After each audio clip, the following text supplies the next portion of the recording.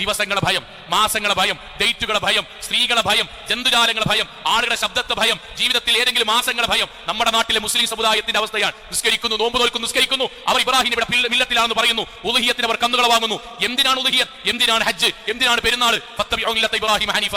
ഇബ്രാഹിം നബിയുടെ ഈ ആദർശം ഏതാണ്? ആദർശം ഹസ്ബി അല്ലാഹ്, എനിക്ക് അല്ലാഹു മതി, ലാ യഖ്ശൗന അഹദൻ ഇല്ലല്ലാഹ്, എനിക്ക് അല്ലാഹു ഒരാളും പേടിയില്ല. നിയമസഭയിൽ 13-ാം നമ്പർ കാറിന്റെ വിഷയം എന്തുകൊണ്ടാണ് ചർച്ചയായത്? ആലോചിച്ചു നോക്കൂ നിങ്ങൾ. കേരളക്കരയിൽ എത്രയോ മുസ്ലിം നേതാക്കന്മാരുണ്ട്, എത്രയോ മന്ത്രിമാരുണ്ട്. സഹോദരങ്ങൾ, എന്തുകൊണ്ട് ചർച്ചയായി? ഒരു സംഖ്യയെ മുസ്ലിമീങ്ങൾക്ക് ഭയം. എന്ത് ഭയം?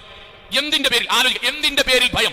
നമ്മുടെ നാട്ടിൽ എത്രയോ ലക്ഷറി ഹോട്ടലുകളിൽ 12 റൂം കഴിഞ്ഞാൽ പിന്നെ 14 ചില റൂമുകൾ, ചില ഹോട്ടലുകളിൽ 12B എന്ന് എഴുതും, 13 എഴുതുന്നില്ല. 13ന്റെ പ്രശ്നം എന്താണ്? പേടിയുണ്ട് മുസ്ലിമീങ്ങൾക്ക് വരെ. അൽഹംദുലില്ലാഹ് വസ്സലാത്തു വസ്സലാമു അലാ റസൂലില്ലാഹ് വഅലാ ആലിഹി വസഹ്ബിഹി അജ്മഈൻ. അമ്മാ ബഅദ്. തഖ്വല്ലാഹി ഇബാദുല്ലാഹ്.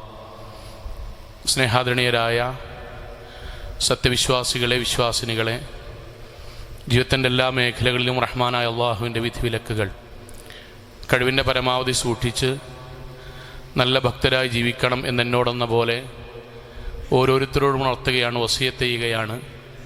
അള്ളാഹു നമ്മെ എല്ലാവരെയും അനുഗ്രഹിക്കുമാറാകട്ടെ.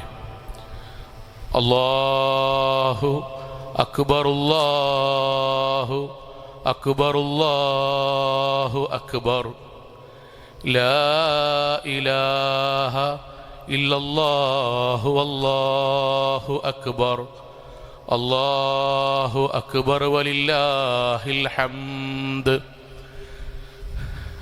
ലോകത്തെമ്പാടുമുള്ള മുസ്ലിം സഹോദരങ്ങൾ ഇന്നലെയും ഇന്നുമായി ബലിപെരുന്നാൾ ആഘോഷിക്കുകയാണ്. എല്ലാ ആളുകൾക്കും ഹൃദയത്തിൽ നിന്ന് ബലിപെരുന്നാൾ ആശംസകൾ നേരുകയാണ്. ഇസ്ലാമികമായ ബലിപെരുന്നാളിനും ഹജ്ജിനുമൊക്കെ മഹാനായ ഇബ്രാഹിം അലൈഹിസ്സലാത്തു വസ്സലാമയുടെ ജീവിതവുമായിട്ടുള്ള ബന്ധം അറിയാവുന്നവരും അറിവുള്ളവരുമാണ് നമ്മളെല്ലാവരും. ഇബ്രാഹിം അലൈഹിസ്സലാത്തു വസ്സലാമയുടെ നാമങ്ങളിൽ നമ്മൾ ഏറ്റവും പ്രാധാന്യത്തോടു കൂടി വിളിക്കുന്ന ഒരു പേര്, അദ്ദേഹം നമ്മുടെ ആദർശ പിതാവാണ് എന്നതാണ്. സഹോദരങ്ങളെ, എന്തുകൊണ്ടാണ് അദ്ദേഹത്തെ നമ്മൾ ആദർശ പിതാവ് എന്ന് വിളിക്കാനുള്ള കാരണം? അതിന് കാരണം അദ്ദേഹത്തിൻ്റെ ജീവിതത്തിൽ അദ്ദേഹം സഹിച്ച, ത്യജിച്ച എന്തൊക്കെ പ്രലോഭനങ്ങളുണ്ടോ, പ്രതിസന്ധികളുണ്ടോ, അപായപ്പെടുത്തലുകളുണ്ടോ, അതെല്ലാം ഒരൊറ്റ ആദർശത്തിന് വേണ്ടി മാത്രമായിരുന്നു. ഇബ്രാഹിം അലൈഹിസ്സലാത്തു വസ്സലാമയുടെ ഉപ്പ അദ്ദേഹത്തെ വീട്ടിൽ നിന്ന് ഇറക്കി വിടുന്നതിനെക്കുറിച്ച് ഖുർആൻ പറഞ്ഞത്, ഉപ്പ അദ്ദേഹത്തോട് പറഞ്ഞതിൽ അർജുമന്നക് വഹജുർനി മലിയ, ഇബ്രാഹിമേ ഞാൻ നിന്നെ എറിഞ്ഞാട്ടും. ഒരു ഉപ്പ ഒരു മകനോട് പറയുന്നതിൽ ഏറ്റവും ക്രൂരമായ വാക്കാണത്. ഞാൻ നിന്നെ കല്ലുകൾ കൊണ്ട് ഒരു നായയെ എറിയുന്നത് പോലെ അങ്ങാടിയിലിട്ട് എറിഞ്ഞാട്ടും. വഹജുർനി മലിയ, ഇവിടെ നിന്ന് ഞാൻ നിന്നെ ആട്ടിവിടും, ഈ പൊയ്ക്ക വിടുന്നു. ഒരു വാപ്പ മകനോട് പറയാണ്. എന്തുകൊണ്ടാണ് ആ വാപ്പ, എന്തിനു വേണ്ടിയാണത് പറഞ്ഞത്? അതേപോലെ ഇബ്രാഹിം അലൈഹിസ്സലാത്തു വസ്സലാമയെ ആ നാട്ടിലുള്ള ആളുകൾ അദ്ദേഹത്തെ ആ നാട്ടിൽ നിന്ന് ആട്ടി ഓടിക്കുകയാണ്. ആ പോകാൻ വിസമ്മതിക്കുന്ന ഇബ്രാഹിം നബിയെ അവർ പറയുന്ന ഖുർആൻ പറഞ്ഞത് ഇഖ്തുലൂഹു എന്നാണ്. ആ ഇബ്രാഹിമിനെ നിങ്ങൾ പിടിച്ചു കൊണ്ടുവരിൻ, എന്നിട്ട് കൊല്ലിൻ. ആ നാട്ടിലുള്ള മനുഷ്യന്മാർ ഇബ്രാഹിം നബിനെ കൊല്ലാൻ വേണ്ടിയിട്ടാണ് പരസ്പരം നമ്മൾ വാട്സപ്പിൽ മെസ്സേജ് അയക്കുന്നത് പോലെ, ഇബ്രാഹിമിനെ കണ്ടാൽ കൊല്ലണട്ടോ, ഇബ്രാഹിമിനെ കണ്ടാൽ പിടിച്ചു കൊണ്ടുവരണം കേട്ടോ, കയ്യാമം വെക്കണം കേട്ടോ, കൊല്ലണം കേട്ടോ. ആളുകളുടെ മുന്നിൽ മാതൃകായോഗ്യമായി അദ്ദേഹത്തെ കൊല്ലണം.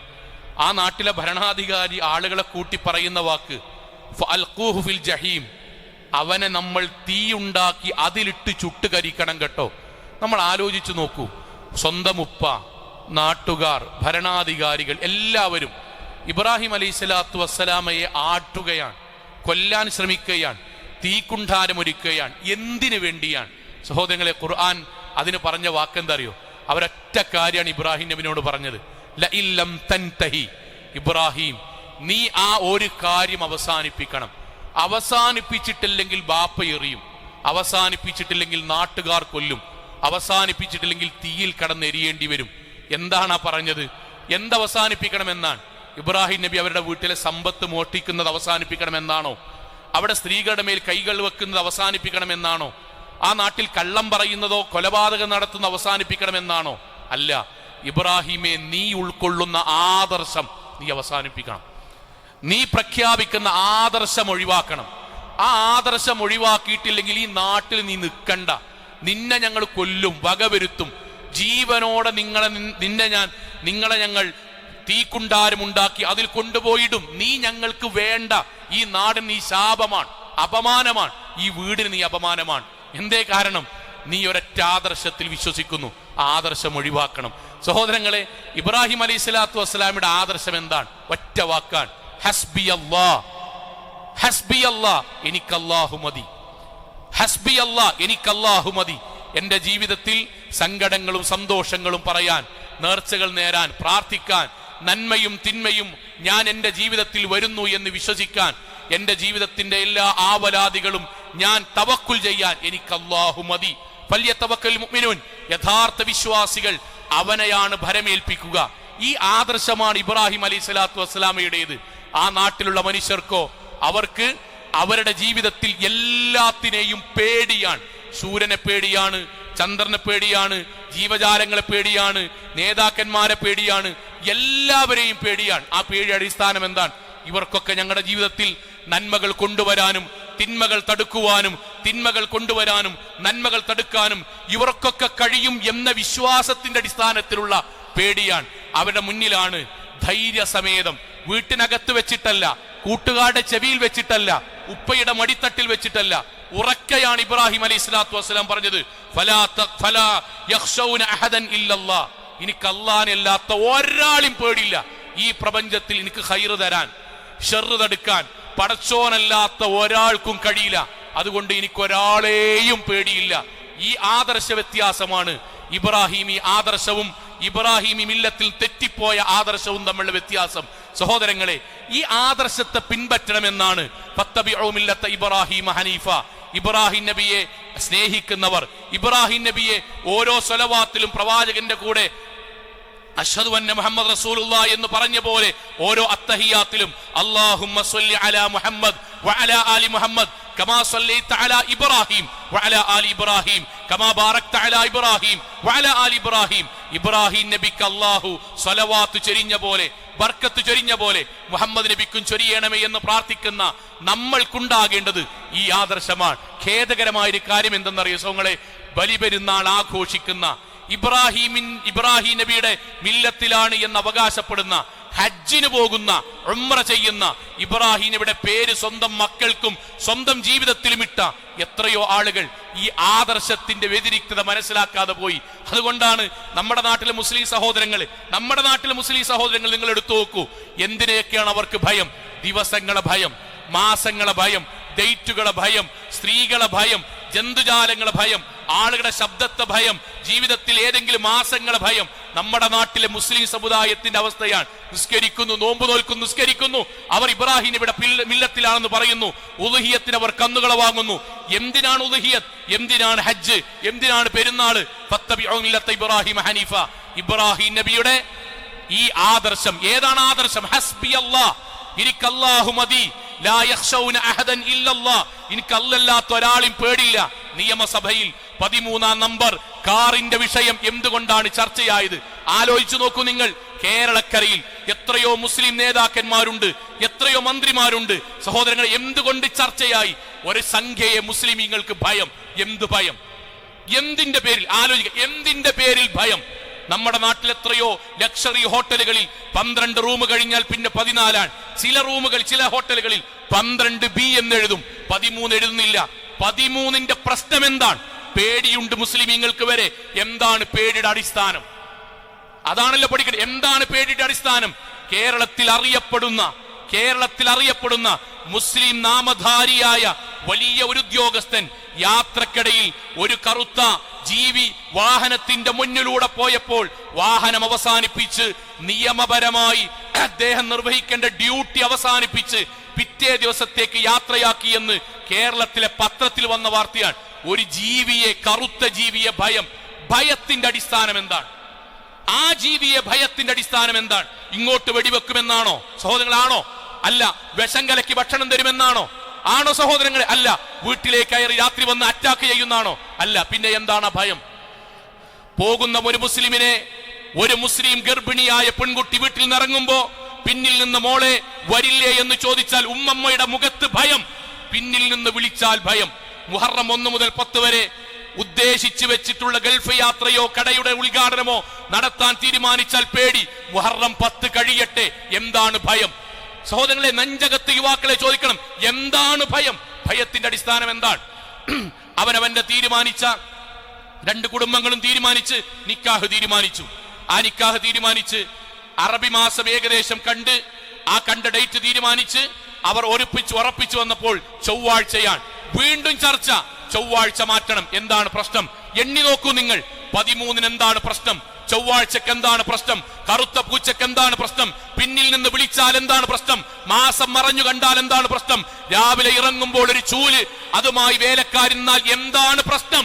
എന്താ ലോകത്ത് പ്രശ്നം? ഒറ്റ പ്രശ്നമാണ്. നമ്രൂദിന്റെ കാലഘട്ടത്ത്, ഫിറഔനിന്റെ കാലഘട്ടത്ത്, അബൂജഹലിന്റെ കാലഘട്ടത്ത് ആ നാട്ടിലെ മുസ്ലിം വിരോധികൾ വിശ്വസിച്ച അതേ വിശ്വാസം കലിമത്ത് തൗഹീദ് ഉച്ചരിക്കുന്ന മുസ്ലിങ്ങളുടെ നെഞ്ചകത്തുണ്ട് ഇപ്പോഴും. എന്താണ് വിശ്വാസം എന്നറിയോ? എന്താണ് വിശ്വാസം എന്നറിയോ? അല്ലാഹുവിനല്ലാത്ത ഈ പറഞ്ഞവർക്കെല്ലാം ഞങ്ങളുടെ ജീവിതത്തിലെ നന്മ തിന്മകൾക്ക് സ്വാധീനം ചെലുത്താൻ അവർക്കും സാധിക്കും എന്ന ഷിർക്കിന്റെ, കുഫറിന്റെ, ലോകത്തല്ല പൊറുക്കാത്ത ഏറ്റവും വലിയ പാപത്തിന്റെ വിശ്വാസം നെഞ്ചകത്ത് കുടിലമായി അവിടെ സന്നിവേശിപ്പിച്ചിട്ടാണ് മുസ്ലിം സമുദായത്തിലെ സാധുക്കളായ, അറിവില്ലാത്ത, സാധാരണക്കാരായ സഹോദരങ്ങൾ ഹജ്ജിന് വരെ പോണത്. ചൊവ്വാഴ്ച വെച്ചാൽ ചൊവ്വാഴ്ച അല്ല ഉണ്ടാക്കിയതല്ലേ? 7 ദിവസത്തിൽ അല്ല പറഞ്ഞോ 6 ഞാൻ ഉണ്ടാക്കി, 7 ശൈത്താൻ ഉണ്ടാക്കി. ആ ഉണ്ടാക്കിയ ദിവസമാണ് ചൊവ്വാന്ന് അല്ല പറഞ്ഞോ? പറഞ്ഞോ? 1 മുതൽ 1 കോടി വരെയുള്ള സംഖ്യയിൽ, 1 മുതൽ 1 കോടി വരെയുള്ള സംഖ്യയിൽ ബാക്കിയെല്ലാം ഞാൻ ഉണ്ടാക്കിയതാണ്. 13 ശൈത്താൻ ഉണ്ടാക്കിയതാണ്. 13 നിങ്ങൾ പുൽക്കരുത്, വാഹനമെടുക്കരുത് അല്ല പറഞ്ഞോ? മുന്നിൽ നിന്ന് വിളിക്കുകയാണെങ്കിൽ ഞാൻ ഏൽപ്പിച്ചതാണ്, പിന്നിൽ നിന്ന് വിളിക്കുകയാണെങ്കിൽ ശൈത്താനാണ് എന്ന് അള്ളാഹുവിന്റെ പ്രവാചകൻ പഠിപ്പിച്ചോ? ഇല്ല. പിന്നെയോ മനസ്സിനകത്ത് വിശ്വാസം, ആ വിശ്വാസത്തിന്റെ പേരാണ് ശിർക്ക്. അതിനെതിരെയുള്ള പോരാട്ടമാണ് ഇബ്രാഹിം നബി നടത്തിയത്.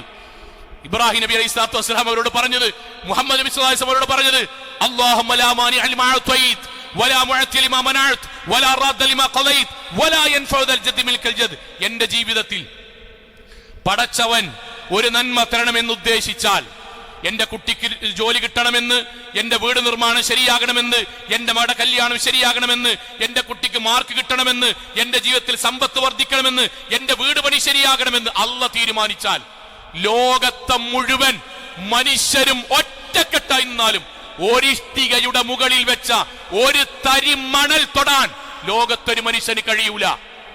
ഇനി എന്റെ ജീവിതത്തിൽ പടച്ചവൻ താൽക്കാലിക പരീക്ഷണത്തിനായി കല്യാണം അധികമൊന്ന് വൈകിപ്പിച്ചു എന്ന് വെക്കുക, ജോലി അല്പമൊന്ന് പോയി പിന്നീട് ശരിയാകുമെന്ന് വെക്കുക, രോഗം അല്പമൊന്ന് മൂർച്ഛിച്ചു എന്ന് വെക്കുക, ഞാൻ ഉദ്ദേശിച്ച ചില കാര്യങ്ങൾ താമസിക്കുന്നു എന്ന് വെക്കുക. ഈ പ്രപഞ്ചത്തിലെ മുഴുവൻ ആളുകൾ ഒരുമിച്ച് ചേർന്നാലും ഒരൊറ്റ മണിക്കൂർ പോയിട്ട് 1 മിനിറ്റ് മുമ്പിലേക്ക് പടച്ചവൻ നിശ്ചയിച്ചത് കൊണ്ടുവരാൻ കഴിയില്ല. ഈ വിശ്വാസമാണ് ഇബ്രാഹിമി വിശ്വാസം. ഈ വിശ്വാസമാണ് മുഹമ്മദ് നബിയുടെ വിശ്വാസം. ആ വിശ്വാസമാണോ നമ്മുടെ വിശ്വാസം? ആ വിശ്വാസമാണോ വാപ്പാന്റെ വിശ്വാസം?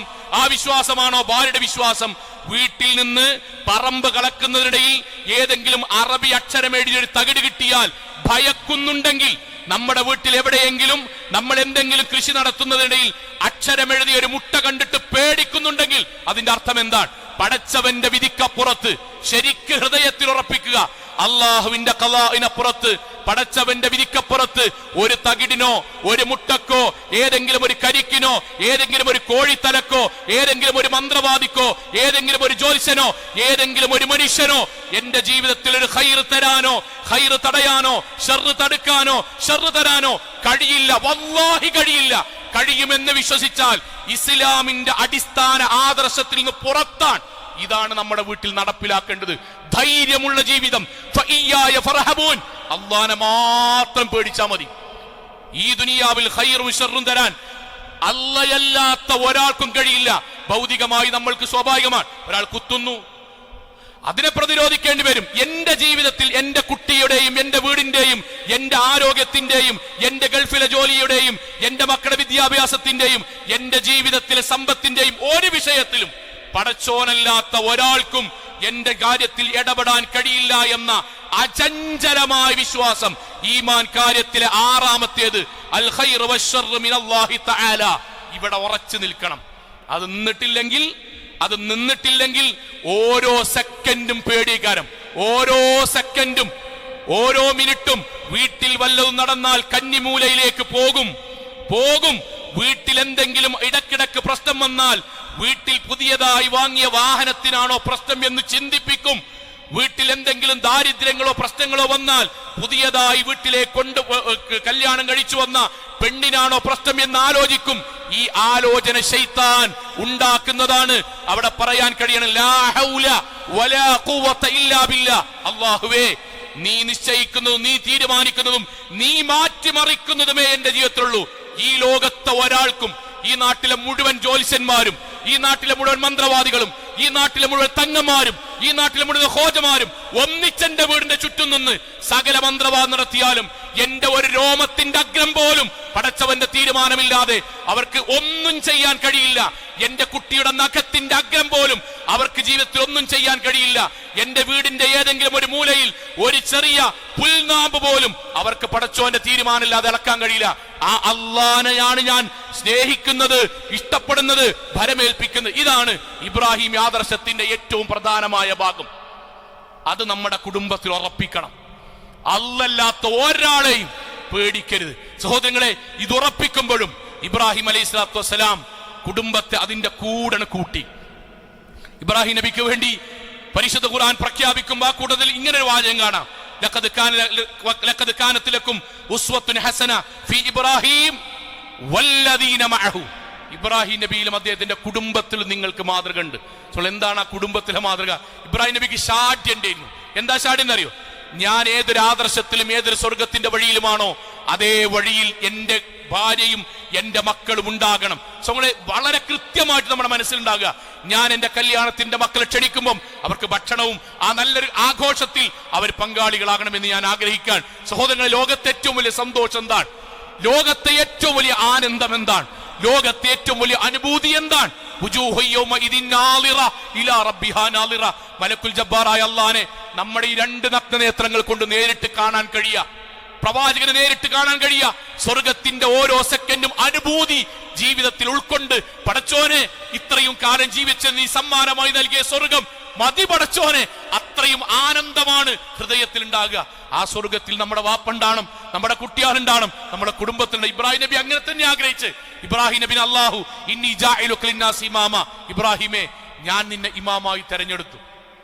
ഇമാമായി തെരഞ്ഞെടുക്കുക എന്ന് പറഞ്ഞാൽ അള്ളാഹ്ക്ക് ഇഷ്ടപ്പെട്ട നാട്ടുകാർക്ക് ദീൻ പഠിപ്പിക്കാൻ പറ്റുന്ന പടച്ചവൻ ഏറ്റവും ഇഷ്ടപ്പെട്ട ഒരാളായി നിന്നെ തെരഞ്ഞെടുക്കുന്നു. ഈ വാക്ക് ഇബ്രാഹിം നബിക്ക് അള്ളാഹു അയച്ചു. ഇബ്രാഹിം നബിന്റെ മറുപടി എന്താ സഹോദരങ്ങളെ? വമിൻ ദുർരിയത്തി, അല്ലാഹുവേ എന്നെ ഇമാമാക്കുകയാണെങ്കിൽ എന്റെ മക്കൾ ഇമാമാക്കണം. ഇതാണ് ബാപ്പ. പടച്ചോനെ, എന്നെ നിനക്കിഷ്ടപ്പെട്ട ഒരാളാകുകയാണെങ്കിൽ ഞാനതിമ സംതൃപ്തിപ്പെടൂല. ഞാൻ നിനക്കിഷ്ടപ്പെട്ടയാളാകുക, എന്റെ മക്കളും എന്റെ കുടുംബം എന്റെ കൂടെ അല്ലാതൊക്കെ പറ്റൂല. പടച്ചോനെ, എന്നെ നീ ഇമാമാക്കുണ്ടോ? എന്റെ കുടുംബത്തെ എന്റെ മക്കളെ നീ ഇമാമാക്കണം. റബ്ബി ജഅൽനി മുഖീമസ്സലാ, അല്ലാഹുവേ നീ എന്നെ നമസ്കാരം നിലനിർത്തുന്ന ആളാക്കണം. ഇബ്രാഹിം നബിയുടെ പ്രാർത്ഥന. അടുത്ത വാക്ക് എന്താ അറിയോ? വമിൻ ദുർരിയത്തി, ഞാൻ നിസ്കരിക്കുന്നുണ്ടെങ്കിൽ എന്റെ കുട്ടികൾ നിസ്കരിക്കണം. തൗഹീദുള്ളവരെ, മുഅ്മിനുകളെ, ഉമ്മമാരെ, വാപ്പമാരെ, നമ്മൾ പള്ളിയുമായി ബന്ധമുണ്ടാകുമ്പോൾ നമ്മുടെ ആഗ്രഹം എന്താണ്ടാണ്ട് അറിയോ? എന്റെ കുട്ടി റാങ്ക് വാങ്ങണമെന്നല്ല, അത് രണ്ടാമത്തെ ആഗ്രഹമാണ്. നിങ്ങൾക്ക് എങ്ങനെ മനസ്സിലാക്കിയാലും രണ്ടാമത്തെ ആഗ്രഹമാണ്. ഒന്നാമത്തെ ആഗ്രഹം എന്താ അറിയോ? റാങ്ക് വാങ്ങുന്ന എന്റെ കുട്ടിക്ക് പള്ളിയുമായിട്ട് ബന്ധമുണ്ടാകണം. ഞാൻ ഖുർആൻ ഓതുമ്പോൾ എന്റെ ആഗ്രഹം എന്താണ് വാപ്പാരന്മാരെന്നറിയോ?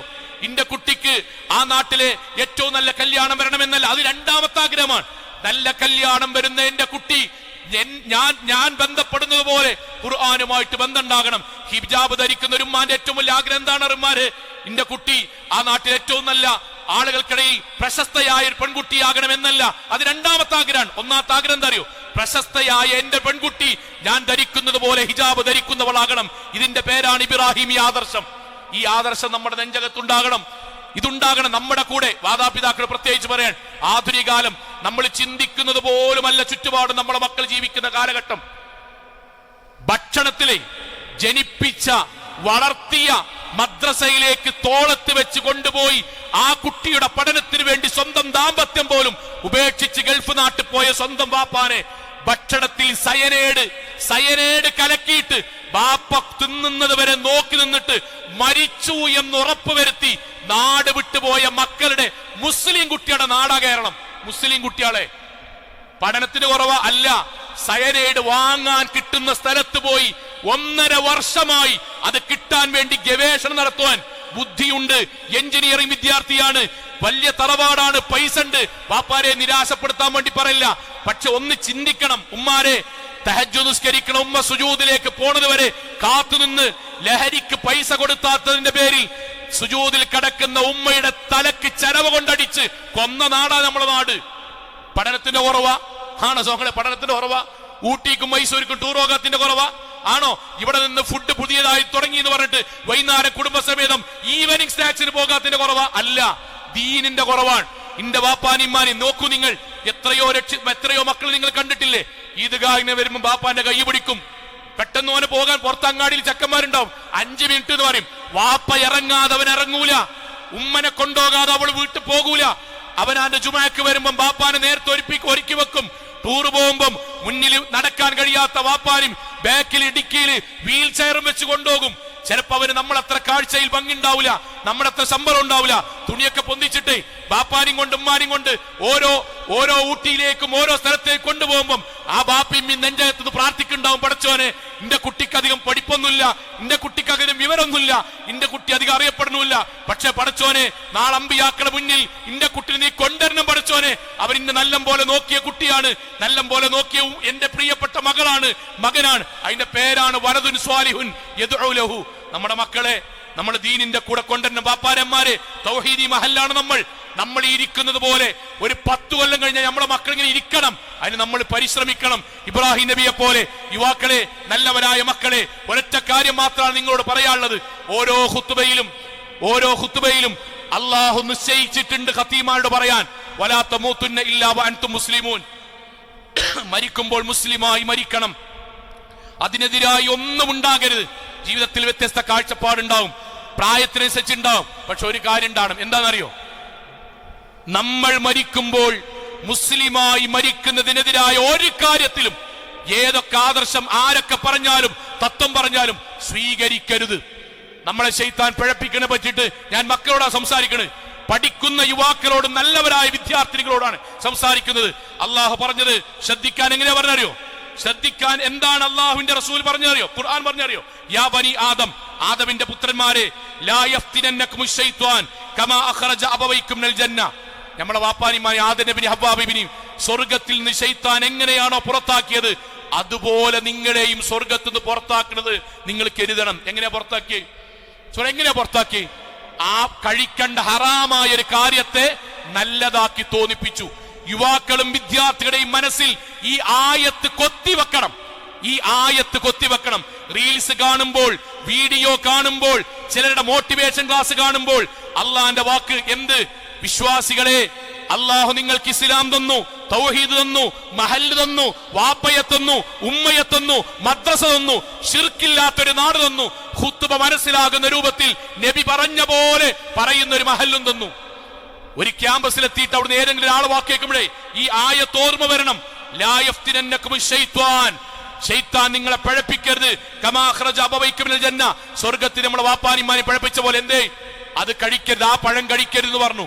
ശൈത്താൻ എന്താ പറഞ്ഞ്? കഴിച്ചോ. അത് അല്ല പറഞ്ഞ ഈ കേൾക്കണല്ല, കഴിച്ചോ, നന്മ ഉണ്ടാകും, അതാണ് ബുദ്ധി, അതാണ് ഖൈറ്, അതാണ് പുണ്യം, അതാണ് ശാശ്വതമായ ജീവിതം. നമ്മളോട് വന്നിട്ട് പറയും ആണും തമ്മിൽ പെണ്ണ് കല്യാണം കഴിച്ചാൽ അത് പ്രശ്നമുണ്ടോ? നമ്മളെ ഉത്തരം എന്താ പതിൽ പ്രശ്നം? ഓരോരുത്തരുടെ ചോയ്സ് അല്ലേ. ആ വാക്ക് എവിടുന്നാ നമുക്ക് കിട്ടിയത്? ഓരോരുത്തരുടെയും സ്വവർഗരതി ചോയ്സ് അല്ലേ എന്നത് ആരുടെ വക്കൽ നിന്നാ നമുക്ക് കിട്ടിയത്? വിവാഹം ബുദ്ധിമുട്ടാണ്, അത് നമുക്ക് വൈകിപ്പിക്കലാണ് നല്ലത് എന്ന് പറയുമ്പോൾ അതെ എന്ന് പറയാനുള്ള ആ അതെ എവിടുന്ന് കിട്ടിയതാണ്? നിങ്ങൾ ആ ചോദിക്കുന്നതോട് തിരിച്ചു ചോദിച്ചോക്കൊണ്ടിൻ. ആണും പെണ്ണും നമ്മൾ കല്യാണം കഴിക്കുന്ന പറ്റി നിങ്ങളുടെ അഭിപ്രായം എന്താണ്? അവന്റെ അഭിപ്രായം ചോയ്സ് ആണെന്നല്ല, അതാണ് നല്ലത് എന്നതാണ്. കല്യാണം വൈകിപ്പിക്കണമെന്ന് വാദിക്കുന്നവരോട് ചോദിച്ചു നോക്കൂ, നല്ലവരായ മക്കളെ, അവിഹിത ബന്ധം എന്താണ് അവരുടെ അഭിപ്രായം? അവിഹിത ബന്ധം നല്ലതാണ്, ലിവിങ് ടുഗദർ നല്ലതാണ്, അവരുടെ ഇഷ്ടമതാണെങ്കിൽ അതും നല്ലതാണ്. അതിനിടെ ഒരു കുട്ടി ഉണ്ടായാൽ അബോർഷനും നല്ലതാണ്. ഈ വാദവുമായിട്ട് ആ പള്ളിക്ക് നമ്മൾ നിസ്കരിക്കാൻ പറ്റുന്നെങ്കിൽ നമ്മൾ നമ്മുടെ നെഞ്ചകത്ത് ആലയിക്കണം. ആരാത് പറഞ്ഞത്? ആണും നമ്മൾ കല്യാണം കഴിക്കുന്ന പെണ്ണും ഗേയും ലെസ്ബിയനും ലൂത്ത് അലൈഹിസ്സലാത്തു വസ്സലാമിന്റെ സമുദായത്തെ അല്ലാഹു നശിപ്പിക്കാൻ കാരണമായ കുറ്റാണ്, ഒരു സമുദായത്തെ നശിപ്പിക്കാൻ. അതുകൊണ്ടാണ് ഇന്നും അറബിയിൽ സ്വവർഗരതിക്ക് പറയുന്ന ഒരു വാക്കെന്താ അറിയോ? ലൂത്തിയ. ഒരു സമുദായത്തെ നശിപ്പിച്ച അതേ വാക്കാണ് ഇന്ന് ഉപയോഗിക്കുന്നത്. ആ വാക്ക് കെലിമ ചൊല്ലിയ നമ്മൾ ഓരോരുത്തരുടെയും ചോയ്സ് അല്ലേ? നമ്മൾ എന്താ പറയണ്ടറിയോ? ഇന്നഹു കാന ഫാഹിഷ വസാഅത്ത് സബീല, ഇന്നഹു കാനത് ഫാഹിഷതൻ വസാഅത്ത് സബീല. മ്ലേച്ഛമാണ്, വൃത്തികേടാണ്, ശാസ്ത്രീയപരമായി തെറ്റാണ്, ജൈവികപരമായി തെറ്റാണ്. പിന്നെ ചെയ്യുന്നവർ അതവരുടെ ഇഷ്ടമാണ്, പക്ഷെ അത് മ്ലേച്ഛാണ്.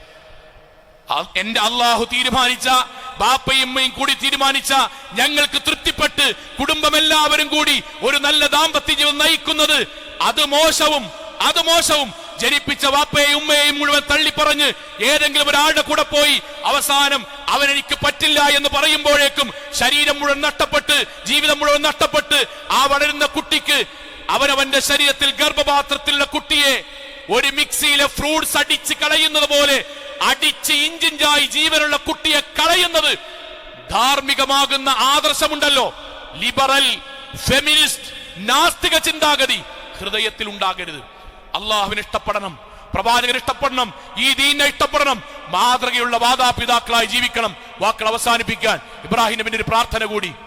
എന്താണ് ആ പ്രാർത്ഥന എന്നറിയോ? ഇബ്രാഹിം അലൈഹി സ്വലാത്തു വസ്സലാം അള്ളാഹുവിനോട് പ്രാർത്ഥിക്കാൻ, പടച്ചോനെ, ഞാൻ ജീവിക്കുന്ന ഈ നാട്, അള്ളാഹുവേ, ഞാൻ ജീവിക്കുന്ന ഈ നാടിനെ നീ ഏറ്റവും അമ്നുള്ള ഒരു നാടാക്കി മാറ്റണമേ. എന്താ അമ്ന എന്ന് പറഞ്ഞറിയോ? നിർഭയത്വമുള്ള ഒരു നാടാക്കി മാറ്റണമേ. ഏത് നാടും, ഇന്ത്യ രാജ്യം ആര് ഭരിച്ചാലും നമ്മുടേതാണ്. കേരളം ആര് ഭരിച്ചാലും നമ്മളുടേതാണ്. ഈ നാട് ആര് ഭരിച്ചാലും നമ്മളുടേതാണ്. ഈ നാട്ടിൽ നമ്മൾ ആഗ്രഹിക്കേണ്ടത്, ശരിക്ക് കേൾക്കണം കേട്ടോ, ഈ നാട്ടിൽ നമ്മൾ ആഗ്രഹിക്കേണ്ടത് പരസ്പരം ഒരു യുദ്ധം ഉണ്ടാകട്ടെ, ഇങ്ങോട്ടൊന്ന് തീരുമാനമാകട്ടെ, നമ്മക്കൊന്ന് കാണിച്ചു കൊടുക്കാണ്ട് അവിടെ ഇവിടെയും ചെയ്തത് നമ്മക്കൊന്ന് നേർക്കുനേരെ കാണട്ടെ. ചിന്തിക്കരുത്, ചിന്തിക്കരുത്. ഒരു നാട്ടിൽ യുദ്ധമുണ്ടായാൽ ആര് ജയിച്ചാലും അവിടെ മക്കൾ കൊല്ലപ്പെടും, അനാഥകളുണ്ടാകും, വിധവകളുണ്ടാകും, വീടുകൾ പൊളിയും, ആശുപത്രികൾ ഇല്ലാതെയാകും. സാധുക്കളായ നമ്മുടെ മാതാപിതാക്കൾ നമ്മുടെ കൈകളിൽ വെച്ച് പിടഞ്ഞു വീണ് മരിക്കേണ്ടി വരും. രണ്ടാമതാ നാട് കെട്ടിപ്പടുക്കാൻ 100 കൊല്ലത്തെ ആയുഷ്കാലം മതിയാകൂല, ആര് ജയിച്ചാലും. അതുകൊണ്ടാണ് ഇസ്ലാമിന്റെ നിയമം. എന്താ ഇസ്ലാമിന്റെ നിയമം അറിയോ? ലാ തതമന്നൗ അൽലിഖാ അൽ അദു. ഒരിക്കലും യുദ്ധം ഉണ്ടാകണം, ശത്രുക്കളെ നേരിട്ട് കണ്ടുമുട്ടണം, പോരാട്ടം ഉണ്ടാകണം എന്ന് നിങ്ങൾ ആഗ്രഹിക്കരുത്. വസലുല്ലാഹൽ ആഫിയ. പടച്ചോനെ, സമാധാനമുള്ള നാട്, എല്ലാ മനുഷ്യർക്കും ശാന്തമായി ജീവിക്കാനുള്ള ഒരു നാടായി ഇസ്ലാമിക പ്രബോധനം നടത്താൻ പറ്റുന്ന, ഈദ്ഗാഹുകൾ നടത്താൻ പറ്റുന്ന, മദ്രസകൾ നടത്താൻ പറ്റുന്ന, നമ്മുടെ സമ്മേളനങ്ങൾ നടത്താൻ പറ്റുന്ന, നമ്മുടെ കുട്ടികൾക്ക് അറബി പഠിക്കാൻ പറ്റുന്ന, നമ്മുടെ കുട്ടികൾക്ക് ദീന് പഠിക്കാൻ പറ്റുന്ന, ഇംഗ്ലീഷ് പഠിക്കാൻ പറ്റുന്ന, ഡോക്ടറാകാൻ പറ്റുന്ന, നമ്മുടെ നാട്ടുകളിൽ അങ്ങാടികളിൽ വലിയ ആളുകൾ ഒരുമിച്ച് കൂട്ടി അവിടെ ഇസ്ലാമിക പ്രഭാഷണങ്ങൾ നടത്താൻ പറ്റുന്ന, ഖുർആൻ ലേണിംഗ് നടത്താൻ പറ്റുന്ന, അതോടൊപ്പം ഉളുഹിയത്ത് നടത്താൻ പറ്റുന്ന ഒരു നല്ല നാടാക്കി മാറ്റേണ്ടവേ എന്നാണ് തേടേണ്ടത്. ആ തേട്ടം നമ്മുടെ മനസ്സിലുണ്ടാകണം. ഒരിക്കൽ പോലും കുറച്ചൊരടി ഉണ്ടാകട്ടെ, തെളിയട്ടെ എന്നൊരു വാചകം ഉണ്ടാകരുത്. ഇബ്രാഹിം നബിയുടെ പ്രാർത്ഥനയാണ്, പടച്ചോനെ, റബ്ബി ജഅൽ ഹാദൽ ബലദ ആമിന, ഈ നാടിന് സുരക്ഷിതത്വം ഉണ്ടാകണം. മറക്കരുത്, ഫലസ്തീനിലെ കുട്ടികൾ, അവർ മാതാപിതാക്കൾ നഷ്ടപ്പെട്ടിട്ടും ഇന്നലെ പെരുന്നാൾ നമസ്കരിച്ചവരാണ്. തവക്കുൽ ഉണ്ടാകണം. ഉത്തരേന്ത്യയിലെ വെസ്റ്റ് ബംഗാളിലുള്ള മുസ്ലിം സഹോദരങ്ങൾ ബീഫ് കഴിച്ചതിന്റെ പേരിലും വിൽപ്പന നടത്തിയതിന്റെ പേരിലും ആ നാട്ടിൽ വളർത്തിയതിന്റെ പേരിലും കൊല ചെയ്യപ്പെട്ടവരുണ്ട്. പ്രാർത്ഥിക്കണം അവർക്ക് വേണ്ടി. ആസാമിൽ കുടിയേറി വന്നവരാണ് എന്ന പേരിൽ മറ്റൊരു നാട്ടിലേക്ക് ആട്ടിപ്പായിപ്പിച്ചവരുണ്ട്. സഹോദരങ്ങളെ, പ്രാർത്ഥിക്കണം അവർക്ക് വേണ്ടി. അതുപോലെ മുസ്ലിം സഹോദരങ്ങളല്ലാത്ത ഇതര മതസ്ഥരായ ആളുകളും ഭരണകൂടത്തിന്റെ പീഡനത്തിന്റെ പേരിൽ പ്രയാസങ്ങൾ അനുഭവിക്കുന്നുണ്ട്. അവർക്ക് വേണ്ടിയും പ്രാർത്ഥിക്കണം. ഈ ഒരു പെരുന്നാൾ ദിവസം നല്ലവരായ യുവാക്കളും നല്ലവരായ ആളുകളും ഇൻഷാ അല്ലാഹ് നമ്മുടെ ഉദ്ഹിയത്തുണ്ടാകും. എല്ലാവരും പങ്കുചെയ്യുക. അവനവന്റെ ജീവിതത്തിൽ ഷെയറുള്ളവരും അല്ലാത്തവർ അതിന്റെ ഭാഗമാവുക. സഹോദരങ്ങളെ, പള്ളിയിൽ നിന്ന് ഉദ്ഹിയത്തിന്റെ ഭാഗമായി വന്ന് അവസാനം ഏതെങ്കിലും ഒരു 40 സ്ക്വയർ ഫീറ്റിന്റെയോ അല്ലെങ്കിൽ വലിയ 40 അടി സ്ക്രീനിന്റെ മുന്നിൽ പോയി ആളുകൾ ഒച്ചയും വിളിയും ഉണ്ടാക്കുന്ന നാണം കെട്ടവരുടെ കൂട്ടത്തിൽ യുവാക്കളെ നമ്മൾ ഉണ്ടാകരുത്. നമ്മൾക്ക് ഒരുപാട് കുടുംബങ്ങളെ സന്ദർശിക്കാനുണ്ട്, പാവപ്പെട്ടവരെ സന്ദർശിക്കാനുണ്ട്. വീണ്ടും പറയുകയാണ്, സ്കൂൾ തുറക്കാനായി നമ്മുടെ നാട്ടിലും പരിസരങ്ങളിലും ഏതെങ്കിലും വീടുകളിൽ ബാഗോ, ഏതെങ്കിലും വീടുകളിൽ പാവപ്പെട്ട കൂലിപ്പണിക്കാരന്റെ വീട്ടിൽ, യത്തീമിന്റെ വീട്ടിൽ, വിധവയുടെ വീട്ടിൽ സ്ലേറ്റ് ഇല്ലെങ്കിൽ, പെൻസിൽ ഇല്ലെങ്കിൽ, നോട്ട് പുസ്തകമില്ലെങ്കിൽ ഖതീബ് എന്ന നിലയിൽ ഞാനും നമ്മൾ ഓരോരുത്തരും സഹോദരങ്ങൾ ഇതിന് കുറ്റക്കാരായി തീരും. അന്വേഷിക്കുക, ഉള്ളവരെ പോയി കണ്ട് പറഞ്ഞു കൊടുക്കുക. ഇന്നാലിന്റെ സ്ഥലത്ത് കുറച്ച് കുടുംബങ്ങളുണ്ട്, സഹായിക്കുമോ? അങ്ങനെ ഒരു നല്ല പെരുന്നാളായി ഈ പെരുന്നാളാകുമാറാകട്ടെ. അള്ളാഹു അനുഗ്രഹിക്കുമാറാകട്ടെ. നമ്മുടെ ജീവിതത്തിൽ വന്നുപോയ ചെറുതും വലുതുമായ മുഴുവൻ തെറ്റുകുറ്റങ്ങളും റഹ്മാനായ നാഥ നീ ഞങ്ങൾക്ക് വിട്ടുപുറത്ത് മാപ്പാക്കി തന്നെ റഹ്മാനെ. അള്ളാഹുവേ, ഈ ബലിപെരുന്നാൾ ഞങ്ങളുടെ ജീവിതത്തിൽ സന്തോഷവും സമാധാനവും വർദ്ധിപ്പിക്കണമേ റഹ്മാനെ. അള്ളാഹുവേ, ഞങ്ങൾ വിട പറഞ്ഞു പോയ ഒരുപാട് ആളുകൾ റഹ്മാനായ നാഥ നീ അവർക്കെല്ലാം സ്വർഗം നൽകി അനുഗ്രഹിക്കണമേ റഹ്മാനെ. അള്ളാഹുവേ, മുസ്ലിം സഹോദരങ്ങൾക്കിടയിൽ സ്നേഹവും ഐക്യവും കാരുണ്യവും നിലനിർത്തി ഈ ദുനിയാവിൽ ഏറ്റവും സന്തോഷത്തോടുകൂടി ജീവിക്കുന്ന സമുദായമാക്കി ഞങ്ങളെ നീ മാറ്റി തീർക്കണമേ റഹ്മാനെ. അള്ളാഹുവേ, ഞങ്ങളുടെ കൂട്ടത്തിൽ ശാരീരികമായും മാനസികമായും സാമ്പത്തികമായും ഒക്കെ ഒരുപാട് പ്രയാസം അനുഭവിക്കുന്ന ആൾക്കാരുണ്ട് നാഥ. എല്ലാവരുടെയും പ്രയാസങ്ങൾ നീ ദൂരീകരിക്കണമേ റഹ്മാനെ. അള്ളാഹുവേ, ഗൾഫ് നാടുകളിൽ യുദ്ധത്തിന്റെ കാരണങ്ങൾ കൊണ്ടോ മറ്റു കാരണങ്ങൾ കൊണ്ടൊക്കെ ജോലി പ്രയാസപ്പെടുന്ന ആളുകൾ, സാമ്പത്തികമായി പരാധീനതകൾ അനുഭവിക്കുന്ന ആളുകൾ റഹ്മാനായ നാഥ എല്ലാവരുടെയും പ്രയാസങ്ങൾ നീ ദൂരീകരിക്കണമേ റഹ്മാനെ. അള്ളാഹു, ഞങ്ങളുടെ മക്കളെ തൗഹീദിന്റെ പിൻഗാമികളായി ഞങ്ങളുടെ ജീവിതത്തിൽ ഞങ്ങൾ പിൻപറ്റിയ ആദർശം അതുപോലെ കൊണ്ടുവരുന്ന നല്ല മക്കളാക്കി മാറ്റി തീർക്കണമേ റഹ്മാനെ. അള്ളാഹുവേ, ജീവിതത്തിൽ എവിടെ വെച്ച് എങ്ങനെ മരണപ്പെടേണ്ടി വന്നാലും ഷിർക്കില്ലാതെ, ബിദ്അത്തില്ലാതെ, ഖുറാഫാത്തില്ലാതെ ധീര മോഹിദുകളായി ജീവിച്ച് മരണപ്പെട്ടു പോകാൻ നാഥ ഞങ്ങൾക്ക് തൗഫീക്ക് നൽകണമേ റഹ്മാനെ. അള്ളാഹുവേ, ലോകത്ത് എന്ത് സംഭവിച്ചാലും ഇബ്രാഹിം നബിയുടെ ആദർശം പിൻപറ്റി ഇബ്രാഹിം നബിയുടെ കുടുംബത്തെ പോലെ അള്ളാഹുവിന് പ്രിയപ്പെട്ടവരായി ജീവിച്ച് മരണപ്പെട്ടു പോകാൻ നാഥ ഞങ്ങൾക്ക് തൗഫീക്ക് നൽകണമേ റഹ്മാനെ. അള്ളാഹു, ലോകത്തിന്റെ വ്യത്യസ്ത ഭാഗങ്ങളിൽ കഷ്ടതകൾ അനുഭവിക്കുന്ന സാധുക്കളായ ഞങ്ങളുടെ സഹോദരങ്ങൾക്ക് സമാധാനവും സമാശ്വാസവും നൽകി നീ അനുഗ്രഹിക്കണമേ റഹ്മാനെ. അള്ളാഹുവേ, ഹജ്ജിന് പോയിട്ടുള്ള ഒരുപാട് ആളുകളുണ്ട് നാഥ, അവർക്കെല്ലാം ഹജ്ജ് പരിപൂർണമായി നിർവഹിക്കുവാനുള്ള തൗഫീക്ക് നാഥ നീ പ്രദാനം ചെയ്യണമേ റഹ്മാനെ. അള്ളാഹു, ഞങ്ങളുടെ ജീവിതത്തിൽ ഒരിക്കലെങ്കിലും ഹജ്ജ് നിർവഹിക്കുവാൻ, അള്ളാഹുവിന് പ്രിയപ്പെട്ടവരായി തിരിച്ചു വരാൻ നാഥ നീ ഞങ്ങൾക്ക് തൗഫീക്ക് നൽകണമേ റഹ്മാനെ. അള്ളാഹുവേ, ഇന്ത്യ രാജ്യത്ത് കേരളത്തിൽ ഞങ്ങൾ ഇതുപോലെ ഈദ്ഗാഹുകൾ സംഘടിപ്പിക്കുമ്പോൾ ഒരുപാട് ആളുകളുണ്ട് നാഥ, നിയമപാലകർ, ഞങ്ങൾക്ക് ഇതിനു വേണ്ടി സൗകര്യങ്ങൾ ചെലുത്തിയ ഇതിന്റെ ഒരുപാട് ആളുകൾ റഹ്മാനായ നാഥ, നിയമപാലകരാകട്ടെ, പോലീസ് ഉദ്യോഗസ്ഥന്മാരാകട്ടെ, ഭരണാധികാരികളാകട്ടെ, ഇതിനു വേണ്ടി ഞങ്ങൾക്ക് സൗകര്യങ്ങൾ ചെയ്ത മുഴുവൻ ആളുകൾക്കും അള്ളാഹുവേ നീ ഹിദായത്തിന്റെ വഴി നൽകി അനുഗ്രഹിക്കണമേ റഹ്മാനെ. അല്ലാഹുമ്മ ഗ്ഫിർ ലിൽ മുഅ്മിനാത്ത് വൽ മുസ്ലിമീന വൽ മുസ്ലിമാത്ത് അൽ അഹ്യാ മിൻഹും വൽ അംവാത്ത് ഇന്നക മുജീബു ദഅവാതി യാ ഖാദിയൽ ഹജാത്ത്.